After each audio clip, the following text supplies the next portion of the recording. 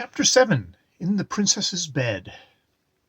After the celebrations were over, Deiphobus, the Duke of Macedonia, lived in the emperor's palace. The following day the duke invited all those of his lineage, Roscolata, to dine.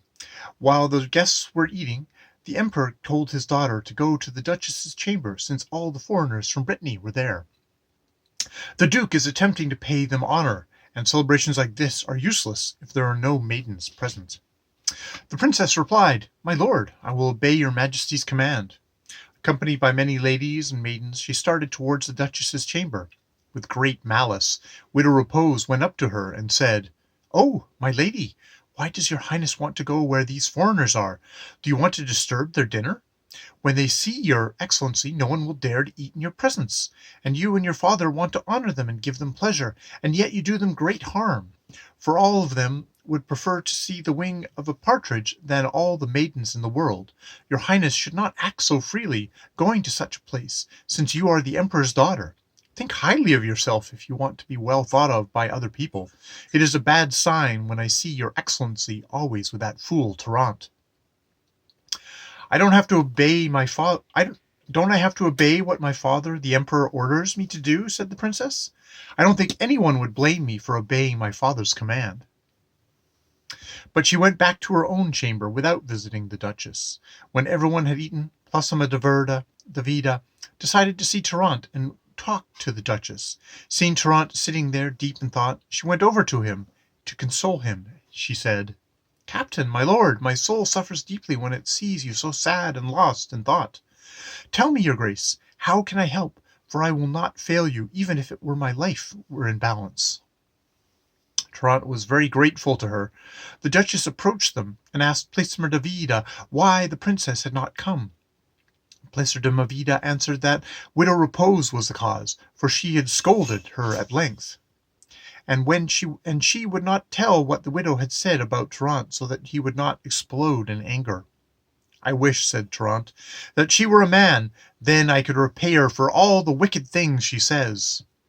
"Would you like to do it properly?" asked Placer de Vida. "Let's leave the wickedness aside and get right down to business. The remedies will come later. I'm well aware that we won't accomplish anything if we don't mix in a little force, so I'll tell you what I think. Her Highness told me to prepare a bath for her the day after tomorrow. So when everyone is eating, I'll take you into the chamber where she takes her bath in such a way that no one will see you. When she comes out of the bath and goes to sleep, I'll be able to place you by her side in the bed. And just as you are serious and skillful on the battlefield, you must be the same way in bed. This is the quickest road for getting what you want. If you know a better one, speak up. Don't hold your tongue." The duchess said, "Let me talk to her first, and I'll see what sort of answer she gives. Your idea will have to be the last thing we do to get what we want." Trnt spoke. "I wouldn't want to do anything that would offend my lady. What good would it do me to have my desire with her Highness if it's against her will? I would rather undergo a cruel death than make her Majesty angry in any way, or do anything against her wishes." "In God's faith, I don't like what I'm hearing from you," said Placer de Vida. "If the desire to love exists in you, you won't run away from the narrow path I'm offering you. My experience speaks for itself, and it desires to serve you and bring you all the good I can, even more than I can. But I see that you're going off in a strange direction. You want to go down a dead-end street. From now on, you go find someone else to take care of your problem. I don't want to have anything more to do with it." "Maiden," said Trnt, "I beg you, please, don't be angry. Let's put our minds together and do what's best. If you fail me in this, there's nothing left for me to do but go off hopeless, like a madman." "Not even the angels," said Placer de Vida, "could give you better advice than I have." They decided that the duchess should go to the princess's chamber to see if it was possible for him to talk to her. When they got there, they found her in her room, combing her hair. Then the duchess thought up some youthful mischief. She went into a room that the princess would have to pass through when she came out of her chamber. She lay down at the foot of the bed and leaned on her elbow, very dejected. When the princess heard that she was there, she sent word for her to come into the chamber, but the duchess did not want to go. And Placer de Vida, who had contrived it all this way, told her, "Leave her alone. She can't come. She is very sick. I don't know what's wrong with her. She is very sad." When the princess had combed her hair, she came out of the chamber and saw the Duchess in a very sad with a very sad face. She went over to her and said, "Oh, my dear sister, what's wrong? Please, I beg you, tell me quickly, for I feel very bad about your illness. If I can help you in any way, I will." "I'll tell your highness what hurts me, for I am prepared to lose my life in this matter. It's impossible for me to go back on the promise I made by your command to Trnt in the castle of Melvey. So, my lady, I beg your excellency not to allow me to remain a perjurer, or for you to be the cause of my downfall, for I will have to be on bad terms with the Duke and with Trnt." As the Duchess said this, tears flowed from her eyes. The painful tears of the Duchess moved the princess to pity, and she forgot much of the anger she felt for Trnt. With a humble voice, she answered tenderly, "Duchess, you have to realize that I am just as sad as you are. But, my lady and sister, don't grieve any longer, for you know that I love you more than anyone in the world, and I will behave from now on as God wills. Since you want me to talk to Trnt, I will, out of love for you, even though I have little desire to do anything for him. If you knew how he treats me and all the things he said about me, you would be astonished. I'll put up with him because of the great danger we're in, and because we all need him. But I swear to you by this blessed day, if it weren't for that, I would never allow him in my presence again. Who would think that such ingratitude could exist in such a virtuous knight?" The Duchess replied with the following words: "My lady, I am astonished that your highness could believe that a knight as noble and virtuous as Trnt could have said even one word to offend your majesty. If his ears had heard anything spoken against you, he would have killed everyone, including himself. So don't even think, your highness, that Trnt is the way he's been described to you. Some miserable person has led you to believe a false story, and is trying to destroy the reputation of the best knight in all the world." Placer Numbavida stepped in and said, "My lady, take that vice of having bad thoughts about Trnt out of your head, for if anyone in the world deserves merit, it's Trnt. Who is the half-wit who could make your majesty believe that a knight exists who can even compare to him in glory, honor, and virtue? There is no one, unless they want to lie, who could say, unless it's with great wickedness, that Trnt would say anything but good things about your excellency. Forget what wicked people say, and love the one you should love, for it will be to your great glory to possess such a virtuous knight. Love one who loves you, my lady, and leave the wicked talk to that devil, Widow Repose. She's the one who's caused all this trouble, and I trust God that it will all fall back on her. I have only one hope in this world, to see her whipped through the streets of the city, naked, with cow entrails hanging down her shoulders, her eyes, and her face." "Be quiet," said the princess. "You just think Widow Repose is telling me all this, but she's not. I'm the one who sees all the terrible things that could happen. But in spite of it all, I'll do whatever you tell me." "If you listen to my advice," said Placer Numbavida, "I'll tell you to do only things that will bring you honor." And so they left. The Duchess went back to her chambers and found Trnt there, and she told him everything that had happened. Trnt, very happy, went to the great hall where the Emperor and the Princess and the Empress were, and with all the ladies they danced there for a good while, and the Princess continually entertained Trnt. After the dancing was over, when the Princess withdrew to dine, Widow Repose approached her. With no one around to hear, she said, "It hurts me to see how much love permits, and I curse the day you were born, for many people constantly turn their eyes to your majesty, and then to me, and they say to me 3 times, 'Oh, Widow Repose, how can you allow a man who is a foreigner to carry off Carmenisa's virginity?' Just imagine if someone who hears words like those doesn't have the right to grieve and to despair of their life. How could you think, my lady, that such a thing could be done without bishops and archbishops knowing of it? I'm only telling you all this, my lady, to bring it to mind again, for I've already told you about it several times." She decided to say no more, and waited to see what the princess would say. The princess was brimming with emotion at this moment, but she had no time to reply to the poisonous words of the wicked widow, because the emperor was at his table waiting for the princess, and he had sent word for her to come twice already. The princess said, "Madam Widow, to be able to give an answer to everything you have told me would be a delicious meal for me." She left the chamber, and when the Duchess, who was waiting to find out if Trnt could go hear her that night, saw her come out so agitated and flushed, she did not dare say a word to her, But when Placer saw her in that state too, and saw the widow following behind, she said to her, "Oh, my lady, I've always noticed when the sky turns red, it's a sign of storm." "Shut up, you mad woman," said the princess. "You're always spouting nonsense." You can imagine how the princess must have appeared, for when the emperor saw her, he asked her why she looked that way, and if anyone had made her angry. The princess answered, "No, my lord. Since I left your majesty's side, I've been lying down in my bed because my heart has been in pain. But thanks to our heavenly Father, I have found a cure for my ache." The emperor commanded the doctors to oversee her diet, and they ordered pheasant for dinner, which is gentle meat for the heart. The duchess sat at her side, not to eat, but to be able to talk to her and tell her that Trnt was waiting for her in his chamber with good news. When the meal was over, the duchess leaned towards her and whispered, "What is open has the seal of the truth, and what is done secretly, as the widow does, shows evil. A vassal cannot deceive his master, and since the widow is my vassal, I want her death, for her actions deserve great punishment." "My duchess," said the princess, "I love you very much, and I will do as much for you as one can reasonably do for her sister, even more. Leave Widow Repose alone, because even though she's your vassal, she's not to blame for anything." The duchess said, "Give me an answer to that matter of Trnt. Do you want him to come tonight? I'm sure that's what he's hoping for so anxiously. Don't tell me no, upon your life." "I'll be very happy for him to come this evening," said the princess. "I'll wait for him here and we shall dance, and if he wishes to tell me anything, I'll listen to him." "Oh, my dear girl," said the duchess, "now you want to change the game on me. I'm only telling you that if you want that virtuous man, Trnt, without whom you can gain neither blessing nor honor, to come without whom you can gain neither blessings or honor, to come see you the same way he did that pleasant night in the castle of Malveille, let's see if you can catch my meaning now."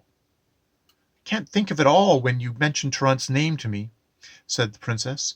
"You may certainly tell Trnt that I beg him, as a knight full of faith and virtue, to stop tempting my soul, which has been crying tears of blood for many days. But after he comes here, it will be I who will consent, and in a greater way than he imagines." "Oh, my lady," said the duchess, "if your excellency wishes to do battle with Trnt, place yourself in his arms again, with the same fear you felt that night at Malveille, with the promises and oaths you swore to him." "Shall I tell you something, my sister and my lady?" said the princess. "I want to keep my reputation and honor, as I value my life, and this I intend to do with God's help." The duchess left very angrily, and when she saw Trnt, she told him about her lady's bad disposition. Trnt's anguish increased to an even greater degree than usual. Then, when the emperor had dined, knowing that Trnt was in the duke's chamber, he sent for him and said to the princess, "Send for the minstrels so the knights can enjoy themselves. The time for their departure has been set." "No," said the princess, "I feel more like going to bed than dancing." She immediately took leave of her father and withdrew to her chamber so that she would not have to talk to Trnt. Widow Repose, who had heard her say these words, was very satisfied with what she had done. Placer went to the duchess's chamber and said to Trnt, "Captain, put no hope in this lady as long as Widow Repose is around her. They've already withdrawn to her chamber and are speaking together about your affairs. You'll never get your way with her unless you do what I'm going to tell you. Tomorrow she'll take her bath, and I will be so clever that at night I'll put you in her bed. You'll find her completely naked. Do what I'm telling you, for I know she'll never say a word. Where the duchess used to sleep, I've taken her place now that she's no longer there. Since this is the case, let me take care of it." "Maiden," said Trnt, "I am extremely grateful to you for all your gentility and for what you are telling me, but there is one thing you should know about me. I wouldn't use force against a lady or a maiden for anything in the world, even if it should cost me the crown of the Empire of Greece, or Rome, or of the entire kingdom of earth.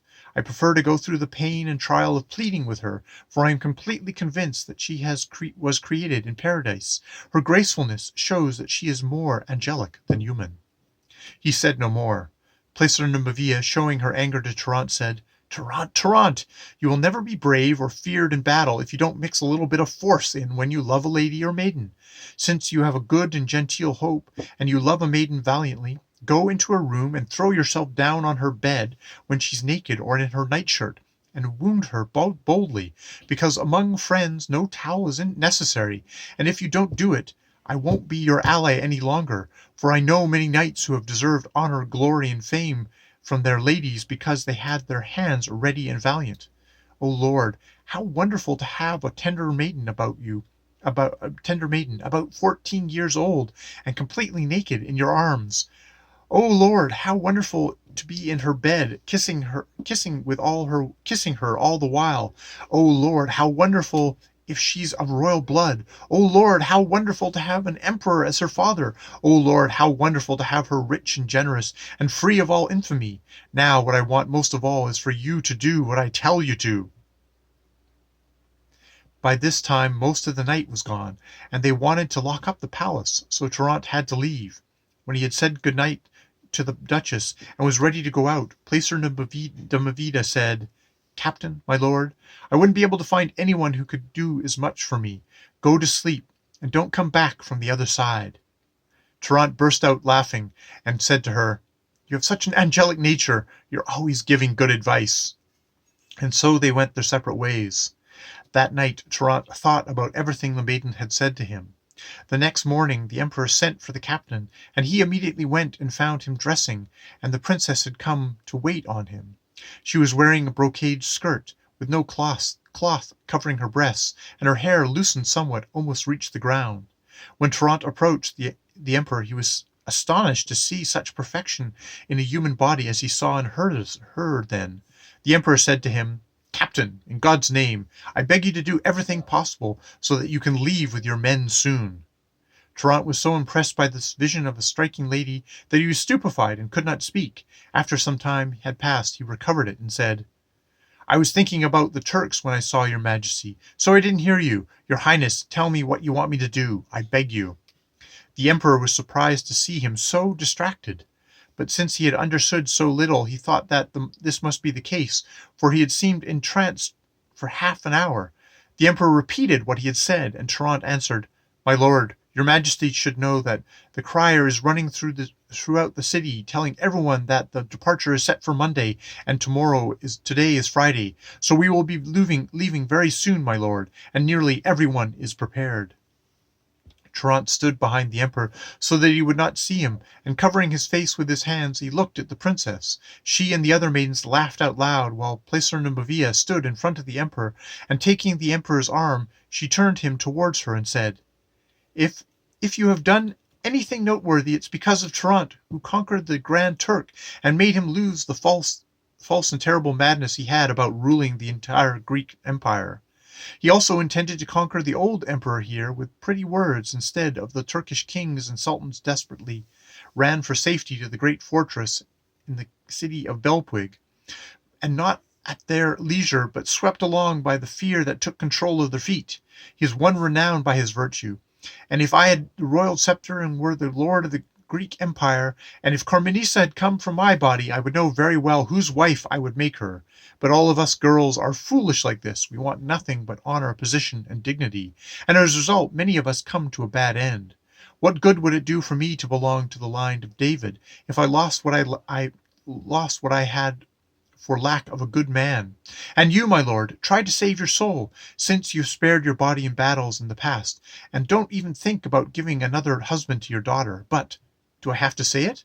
I won't. I must. The virtuous Trnt, take this consolation while you're alive, and don't expect it to be done after your blessed days are over, because the things that nature wills that are ordered by God must be consented to.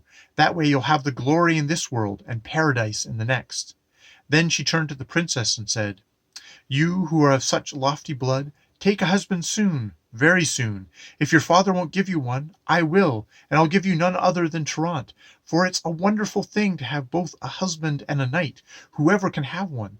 This man is greater than all the others in prowess. If you don't think so, your majesty, look at the disorder of your empire and the point it reached before Trnt came to this land." "Be quiet, girl," said Trnt, "and don't say such outlandish things about me." "Go on out to your battle," said Placer de Movida, "and let me be." The emperor answered, "By the bones of my father, the Emperor Albert, you are the most extraordinary maiden in the world, but the further you go, the more I like you. And now, As a present, I'm going to give you 50,000 ducats." She had knelt to the ground and kissed his hand. The princess was very disturbed by what she had said, and Trnt was somewhat embarrassed. When the emperor had finished dressing, he went to mass, and then as they came out from mass, Trnt had an opportunity to talk to the princess, and he said to her, "Anyone who makes a promise puts himself in debt." "The promise," said the princess, "was not made in the presence of a notary." Placer Numbovita, who was standing nearby, heard the princess's reply and quickly said to her, "Let's have none of that. A promise to fulfill love doesn't require any witnesses, and even less a notary. What a miserable state we'd be in if we had to have it in writing every time. There wouldn't be enough paper in the world. Do you know how it's done? In the dark and without witnesses, because the lodging is never missed." "Oh, this mad woman," said the princess. "Do you always have to talk to me about the same thing?" No matter how much Trnt spoke to her, no matter how much he pleaded, she would do nothing for him.